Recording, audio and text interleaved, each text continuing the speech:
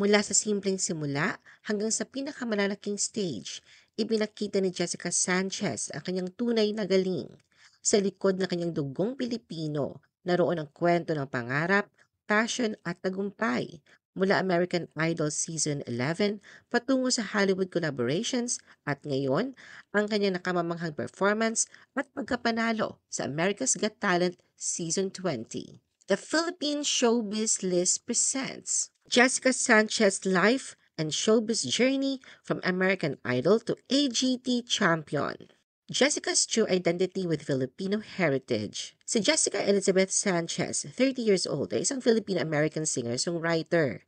Ipinanganak siya noong August 4, 1995 sa Chula Vista, California, kina Edita Sanchez na nagmula sa Samal, Bataan, sa Pilipinas, at Gilbert Sanchez, isang Mexican-American mula Texas na nagsilbi bilang aviation ordnance man o first-class petty officers sa United States Navy Reserve. Panganay sa tatlong magkakapatid, si Jessica ay may dalawang nakababatang kapatid na lalaki. Lumaki siya sa East Lake Chula Vista, kung saan nagsimulang mahasa ang kanyang talento sa musika na nagbigay kulay sa kanyang personalidad at style. Isang halo ng kulturang Pilipino at Meksikano na bumabalot sa kanyang pagkatao at musika. Noong 2021, ikinasal si Jessica kay Ricky Gallardo. Sa kasalukuyan, mas lalo siyang masaya dahil inaasahan na nila ang pagdating ng kanilang unang anak. Jessica's unforgettable moment on American Idol Season 11. Noong July 2011, sumali si Jessica sa audition para sa American Idol Season 11 sa San Diego, California. Matagumpay siya nakalusot sa mga sumunod na rounds hanggang sa ma-eliminate siya sa 28th episode. Ngunit hindi dito nagtapos ang kanyang laban dahil ginamit ng mga horado ang kanilang judges save, dahilan upang manatili siya sa kompetisyon. Hindi man siya nagwagi sa American Idol. Naging makasaysayan naman ang kanyang killer duet kasama si Jennifer Holliday na kantang And I Am Telling You.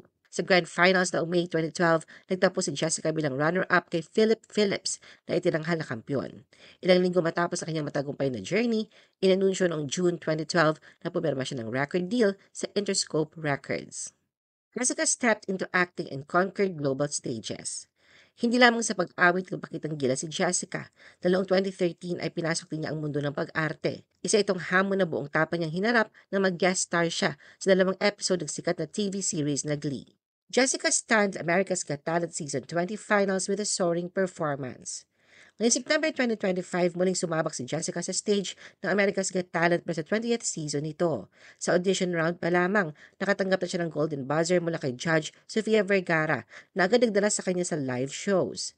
Sa Grand Finals, muling pinabili ni Jessica ang lahat na maghatid siya ng powerful rendition ng kantang Die With A Smile na Bruno Mars at Lady Gaga habang 9 na buwang buntis.